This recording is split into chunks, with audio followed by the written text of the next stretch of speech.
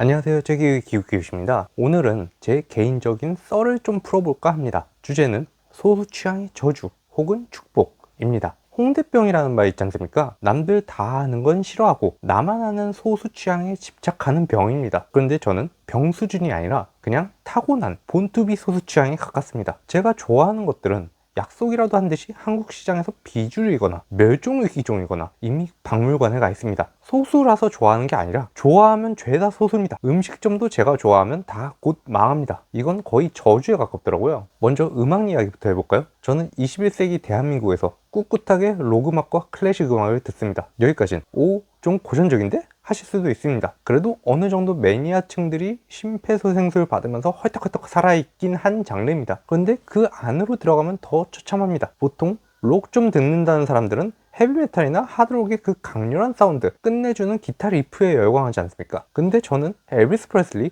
브루스 스프링스틴이나 엘튼 존, 존 포거티, 이글스 같은 소위 아재 소리 듣기 딱 좋은 올드한 록을 사랑합니다. 락 듣는 친구들 사이에서도 저는 마이너 중에 마이너입니다. 클래식은 또 어떻고요? 보통 매니아들은 낭만파의 화려함과 우아함이나 현대음악의 난해함에 심취하곤 하는데 저는 핸델, 하이든, 베토벤 이 정직하고 고전적인 라인업이 가장 좋습니다. 클래식 매니아들은 주로 낭만파 시대부터 듣는 사람들이 제일 많은데 저는 낭만파 시대부터 안 듣습니다. 가슴 벅차오르는 빠르고 강렬한 대규모 합창곡이 선사하는 카타르시스를 사랑하기 때문입니다. 취미는 더 가관입니다. 제 유튜브나 인스타를 보시는 분들이라면 진작에 눈치채셨겠지만 최근 몇 년간 제 취미 중 가장 크게 빠진 것이 바로 시가 태우기입니다. 근데 한국에서 시가는 취미라고 부르기도 민망할 만큼 즐기는 분들이 없습니다. 시가 씬이 정말 작아도 너무 작습니다. 그래서 친구를 사귀기는커녕 시가를 구하는 것 자체가 고행입니다. 태우기도 힘들어서 시가바를 찾아 산만리를 해야 하고 재고라도 없으면 손을 벌벌 떨어야 되죠. 또 반려동물 취향도 소수입니다. 반려동물 하면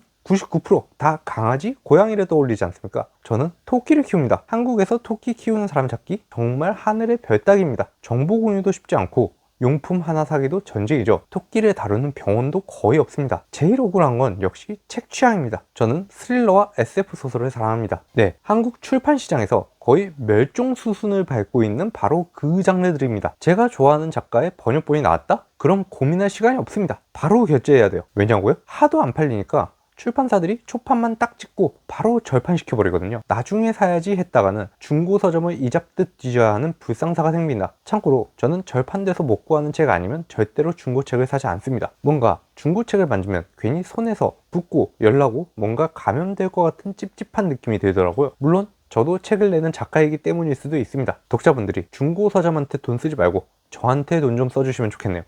그리고 저는 아르센 리팽파입니다. 셜록 홈즈는 영화다, 드라마다 끊임없이 재탄생하고 책도 매년 3판이 나오는데 우리 리팽형님은 넷플릭스에서 이상한 드라마 하나 나오고 끝이에요. 재밌대가리도 없고 이게 무슨 리팽이야 하고 화가 나서 1화 보다가 꺼버렸습니다. 요즘 친구들은 리팽의 이름도 못 들어봤을 겁니다. 이게 말이 됩니까? 정말 억울해서 못 살겠습니다. 여기까지 들으시면 이 인간 참 피곤하게 사네 하실 것 같습니다. 맞습니다. 단점이 너무 명확합니다. 일단 대화가 안 통합니다. 취미와 문화는 이퀄라이저로서의 가치가 가장 크지 않습니까? 전혀 나와 사회적 접점이 없는 사람과도 자연스레 함께 대화를 나누고 친구가 되어갈 수 있는 사람과 사람 사이의 연결고리가 바로 문화죠. 근데 저처럼 소수 취향만 갖고 있는 사람들은 이 연결고리 역할을 해야 할 문화가 인간관계를 오히려 단절시켜버립니다. 제가 신나서 SF 소설 이야기, 시가 이야기를 유튜브에 올리면 조회수가 정말 참담 그 자체인 것만 봐도 알 수 있습니다. 제발 소수 취향 친구분들 좀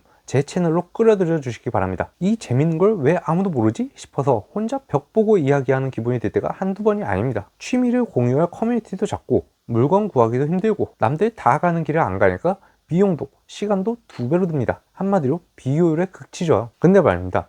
소수파인 게 단점만 있는 건 또 아닌 것 같더라고요. 인생사 세용지 말고 이 소수 취향이 저를 먹여 살리는 기적을 만들기도 하더라고요. 예를 들어 저라는 인간 자체가 이공계 출신, 그것도 기계공학을 전공하고 엔지니어로 5년이나 구른 변호사입니다. 대한민국 법조계에서 이런 커리어를 가진 사람이 몇이나 됩니까? 정말 손에 꼽을 정도의 소수자죠. 소수 중에 소수입니다. 근데 이 희소성이 제 가장 큰 무기가 됐습니다. 남들이 보지 못하는 도면을 읽을 줄 알고 건설 산업의 전반을 이해하고 엔지니어들의 언어를 알아듣는 변호사, 이 마이너한 정체성 덕분에 시장에서 대체 불가능한 제 자리를 확보할 수 있었던 거죠. 취향이 마이너하다는 건 어쩌면 남들이 보지 않는 사각지대를 볼 줄 안다는 뜻이기도 한 것 같습니다. 로그막의 구조를 뜯어보고 리팽의 변장술에 열광하고 SF 소설 속 가상 시스템을 분석하던 그 덕후 기질이 결국 복잡한 법리 문제를 공학적으로 풀어내는 근육이 된 셈입니다. 결국 소수 취미라는 건 남들의 눈치를 보지 않고